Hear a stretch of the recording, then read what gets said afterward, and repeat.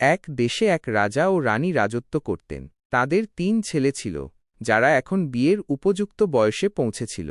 একদিন রাজা তাঁর ছেলেদের ডেকে বললেন, প্রিয় সন্তানেরা, এখন সময় এসেছে তোমাদের নিজেদের সংসার পাতার, কিন্তু আমি তোমাদের জন্য কোনো পাত্রী খুঁজে পাইনি। তাই তোমরা ৩ জন নিজেদের ধনুক ও তীর আকাশে ছোঁড়ো, আর যেখানে তোমার তীর পড়বে সেখান থেকেই তোমরা তোমাদের পাত্রী পাবে।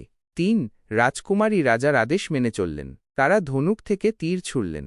বড় ছেলের তীর এক কৃষকের বাগানে পড়ল, আর সেখান থেকে কৃষকের সুন্দরী মেয়ে তীর নিয়ে এলো। দ্বিতীয় ছেলের তীর এক ব্যবসায়ীর বাগানে গিয়ে পড়ল, আর ব্যবসায়ীর মেয়ে তীর ফিরিয়ে আনল। কিন্তু ছোট ছেলের তীর এত উঁচুতে গেল যে তা আর দেখাই গেল না। বেচারা ছোট রাজকুমার ঘণ্টার পর ঘণ্টা তীর খুঁজলেন, কিন্তু কিছুই পেলেন না। খুঁজতে খুঁজতে তিনি এক জঙ্গলে পৌঁছে গেলেন। সেখানে একটা পুকুর দেখা গেল, আর পুকুরের মাঝখানে একটা পদ্মফুলের ওপর একটা ব্যাঙ বসেছিল। ব্যাঙটা মুখে তার তীর ধরে রেখেছিল। রাজকুমার ব্যাঙের কাছে তীর ফেরত চাইলেন। ব্যাঙ বলল, আমি তীর ফেরত দেব তখনই, যখন তুমি আমাকে তোমার বউ হিসেবে মেনে নেবে। এ কথা শুনে রাজকুমার ঘৃণাভরে বললেন, কিভাবে একজন রাজকুমার একটা ব্যাঙের সঙ্গে বিয়ে করতে পারে? কিন্তু তিনি বাবার আদেশ অমান্য করতে পারলেন না। হতাশ হয়ে তিনি ব্যাঙটাকে তুলে নিয়ে রাজপ্রাসাদের দিকে রওনা দিলেন। প্রাসাদে পৌঁছে তিনি রাজাকে পুরো ঘটনা বিস্তারিত বললেন এবং ব্যাঙটাকে দেখালেন। রাজা ব্যাঙের দিকে তাকিয়ে গম্ভীরভাবে বললেন, বেটা, যদি তোমার ভাগ্যে একটা ব্যাঙের সঙ্গে বিয়ে লেখা থাকে, তবে আমাদের তা মেনে নিতে হবে। সেই দিনই প্রাসাদে ৩ ভাইয়ের বিয়ে হল। বড় ২ রাজকুমার সুন্দরী মেয়েদের সঙ্গে বিয়ে করলেন, আর ছোট রাজকুমার ব্যাঙের সঙ্গে বিয়ে করলেন। সময় কেটে গেল। একদিন রাজা তার ৩ ছেলেকে দরবারে ডেকে বললেন, প্রিয় ছেলেরা, আমি দেখতে চাই তোমাদের মধ্যে কার বউ আমার জন্য সবচেয়ে সুন্দর জামা তৈরি করতে পারে। ৩ রাজকুমারী বাবার আদেশ মেনে নিলেন এবং নিজেদের ঘরে ফিরে গেলেন। বড় ২ রাজকুমার নিশ্চিন্ত ছিলেন, কারণ তাদের বউরা সেলাই কাটাইয়ে পটু ছিল। কিন্তু ছোট রাজকুমার খুবই চিন্তিত হয়ে পড়লেন। উদাস মনে ঘরে ফিরতেই ব্যাঙ তাকে এমন অবস্থায় দেখে ফেলল। লাফিয়ে লাফিয়ে তার কাছে এসে নরম গলায় জিজ্ঞেস করল, স্বামী, আপনার মুখ এত মলিন কেন? রাজকুমার দুঃখভরা গলায় বললেন, এবার তো আমাকে লজ্জায় পড়তে হবে। বাবা বলেছেন, আমাদের বউদের কাল সকালের মধ্যে তার জন্য একটা সুন্দর জামা তৈরি করতে হবে। ব্যাঙ হেসে বলল, আরে, এ তো কোনো বড় কথা নয়। আপনি আগে খাওয়া দাওয়া করুন, তারপর নিশ্চিন্তে ঘুমিয়ে পড়ুন। মনে রাখবেন, প্রতি সকাল নতুন আশা নিয়ে আসে। রাজকুমার খেয়ে বিছানায় শুয়ে পড়লেন, আর শীঘ্রই ঘুমিয়ে পড়লেন। তিনি ঘুমিয়ে পড়তেই ব্যাঙ দ্রুত দরজা দিয়ে বাইরে এলো এবং উঠোনে গিয়ে বসল। সেখানে সে তার ব্যাঙের চামড়া খুলে ফেলল, আর দেখতে দেখতে এক অত্যন্ত সুন্দরী যুবতীতে রূপান্তরিত হল। সে জোরে তালি বাজিয়ে আদেশ দিল, আমার দাসীরা, আমার কথা মন দিয়ে শোনো। এমন একটা জামা তৈরি করো, যেমনটা আমার রাজবাড়িতে তৈরি হতো। রাতভর একটা অসাধারণ জামা তৈরি হয়ে গেল। সকালে রাজকুমারের ঘুম ভাঙতেই তিনি দেখলেন ব্যাঙ টেবিলে বসে আছে, আর তার হাতে কাপড়ে মোড়া একটা জামা। তিনি আনন্দে নেচে উঠলেন এবং তৎক্ষণাৎ জামাটা নিয়ে বাবার কাছে পৌঁছে গেলেন। তখন রাজা অন্য ২ ছেলের আনা জামা দেখছিলেন। বড় ছেলে তার জামাটা রাজার সামনে মেলে ধরল। রাজা জামাটা হাতে নিয়ে কিছুক্ষণ দেখে বললেন, এ জামা তো এত সাধারণ যে কোনো গ্রামের কৃষকও বোধহয় এটা পরতে চাইবে না। তারপর দ্বিতীয় ছেলে তার জামা রাজার সামনে রাখল। রাজা এক নজরে দেখে বললেন, এটা তো এত খারাপ যে কোনো কুমোরও এটা পরতে অস্বীকার করবে। এবার ছোট রাজকুমারের পালা। তিনি ধীরে ধীরে কাপড়ে মোড়া জামাটা খুললেন। জামাটা এতই অপূর্ব ছিল যে সবার চোখ থমকে গেল। সোনা ও রূপোর সূক্ষ্ম সুতোয় বোনা সেই জামা রাজকীয় ঐশ্বর্যের প্রতীক মনে হচ্ছিল। রাজার চোখে চমক জাগল। তিনি বললেন, এই তো হলো কথা। এই জামা সত্যিই একজন রাজার পরার যোগ্য। জামা দেখানোর পর ৩ ভাই নিজেদের প্রাসাদে ফিরে গেলেন। বড় ২ রাজকুমার পথে পথে বড়াই করতে লাগলেন, আমরা ছোট ভাইয়ের বউকে নিয়ে বৃথাই হাসাহাসি করেছি। এখন মনে হচ্ছে সে কোনো সাধারণ নারী নয়। নিশ্চয় তার মধ্যে কোনো রহস্যময় শক্তি আছে। কিছুদিন পর আবার রাজা তার ৩ ছেলেকে দরবারে ডেকে বললেন, প্রিয় ছেলেরা, এবার আমি দেখতে চাই তোমাদের মধ্যে কার বউ সবচেয়ে সুস্বাদু খাবার রান্না করতে পারে। রাজার আদেশ শুনে ছোট রাজকুমার আবার উদাস হয়ে ধীর পায়ে বাড়ির পথ ধরলেন। বাড়ি পৌঁছতেই ব্যাঙ তাকে চিন্তিত দেখে জিজ্ঞেস করল, প্রিয় রাজকুমার, আজ আপনার মুখে এত উদাসীনতা কেন? রাজকুমার গভীর নিঃশ্বাস ফেলে রাজার আদেশের কথা বললেন। ব্যাঙ মুচকি হেসে বলল, এইটুকু ব্যাপার, আপনি চিন্তা করবেন না। আগে খেয়ে নিন, তারপর আরামে ঘুমিয়ে পড়ুন। সকালের মধ্যে সব ঠিক হয়ে যাবে। ইতিমধ্যে রাজার বড় দুই ছেলে জানতে চাইলেন ব্যাঙ কিভাবে খাবার তৈরি করে। তারা চুপিসারে ব্যাঙের বাড়ির কাছে গিয়ে জানালা দিয়ে উঁকি মারলেন। ব্যাঙ তাদের চাল বুঝে গিয়েছিল। সে দেখানোর জন্য কিছুটা আটা নিয়ে তা গোল করে আগুনে ফেলে দিল, যেন সে কিছুই তৈরি করছে না।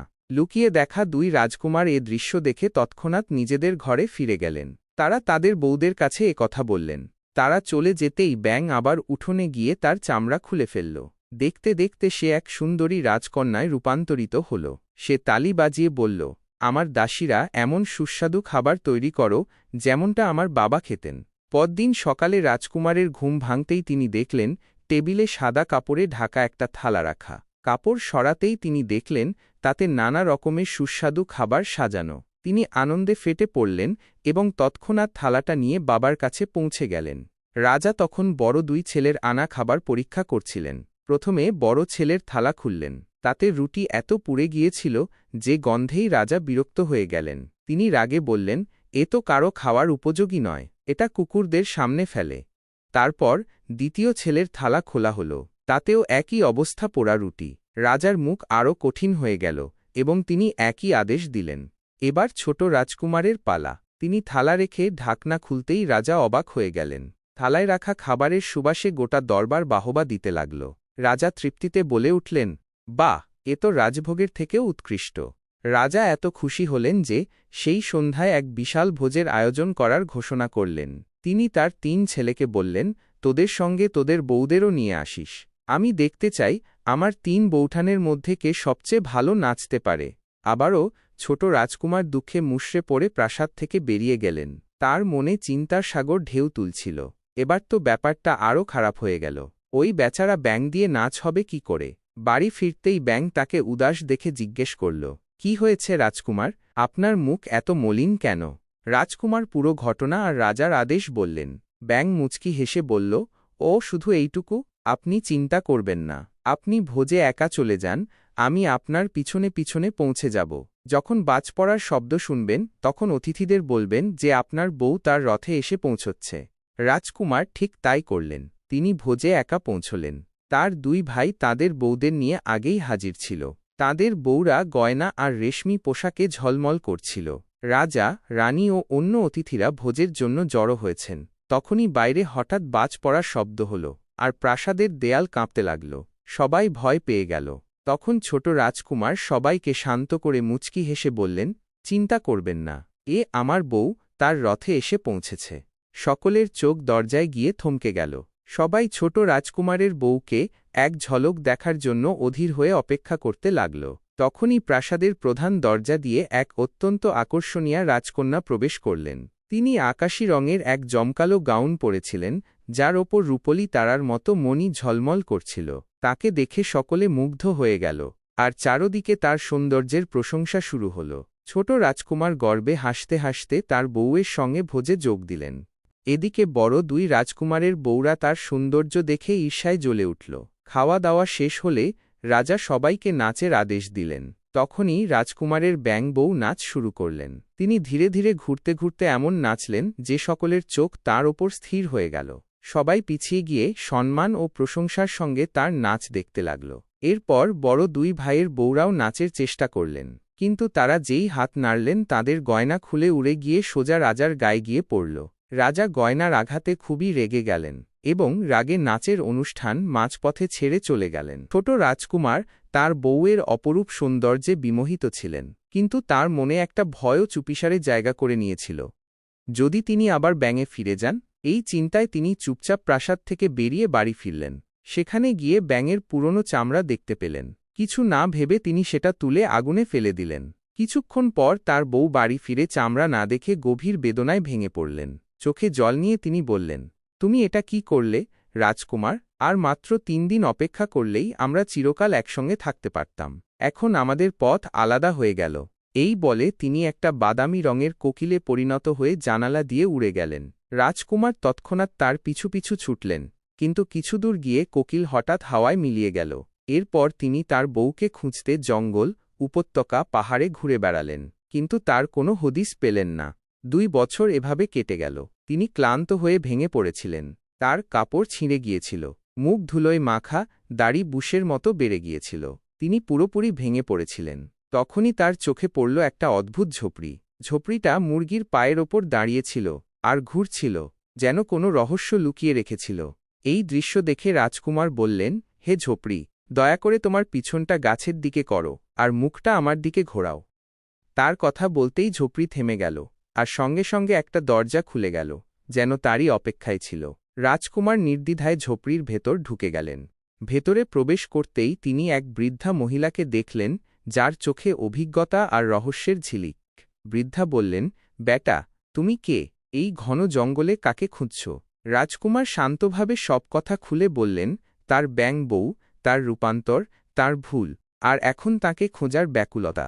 বৃদ্ধা গম্ভীর গলায় বললেন, ওহ রাজকুমার, তুমি যা করেছ তা দুর্ভাগ্যজনক। সেই রাজকন্যা আর কিছুদিন পরেই তার অভিশাপ থেকে মুক্ত হতো, আর তুমি তার চামড়া পুড়িয়ে দিয়েছ। রাজকুমার অবাক হয়ে জিজ্ঞেস করলেন, দয়া করে বলুন দাইমা, কে তাকে অভিশাপ দিয়েছিল, আর কেন? এর পিছনের সত্যিটা কি? বৃদ্ধা নরম গলায় বললেন, তুমি যে ব্যাঙকে খুঁজছ সে কোনো সাধারণ প্রাণী নয়। সে পাশের রাজ্যের রাজকন্যা। তার বাবা, সেই রাজ্যের রাজা, নিজের বুদ্ধির জন্য খুব গর্বিত ছিলেন। তিনি মনে করতেন তার মতো বুদ্ধি আর কারও নেই, কিন্তু দুর্ভাগ্যবশত তার মেয়ে তার থেকেও বেশি বুদ্ধিমতী ও বিবেকবান ছিলেন। প্রজারা তার বুদ্ধি ও বিবেকের প্রশংসা করত। এটাই রাজার কাছে খারাপ লাগতে শুরু করল। তিনি নিজের মেয়ের প্রতি হিংসা করতে লাগলেন। সময়ের সঙ্গে এই তিক্ততা বাড়তে থাকল। তারপর একদিন রাজার ১৪তম বার্ষিকী উৎসবের সময় তিনি দরবারে এক অদ্ভুত ঘোষণা করলেন। তিনি বললেন, যদি আমার মেয়ে মনে করে যে সে আমার থেকে বেশি বুদ্ধিমতী, তবে তাকে ৩ বছর ব্যাঙের রূপে জীবন কাটাতে হবে, এবং তারপর এক রাজকুমারের সঙ্গে বিয়ে করে এক সুখী গৃহস্থ জীবনও গড়তে হবে। এ কথা শুনে রাজকুমার খুব ব্যথিত হয়ে গেলেন। তিনি বৃদ্ধার দিকে তাকিয়ে বললেন, দাইমা, আমি আমার বউকে খুঁজে বের করব, যত দুঃখই সহ্য করতে হোক। দয়া করে আমাকে পথ দেখান। বৃদ্ধা গম্ভীর গলায় বললেন, বেটা, তোমার বউ জঙ্গলের এক দুষ্ট জাদুকরীর কবলে আছে। সেখানে পৌঁছানো এবং তাকে উদ্ধার করা অত্যন্ত কঠিন, কারণ সেই জাদুকরীকে অপরাজেয় মনে করা হয়। আজ অবধি কেউ তাকে হারাতে পারেনি। তার শক্তি তার আত্মায় নয়, এক রহস্যে লুকানো। তার আত্মা একটা সুইয়ের নোকে আছে।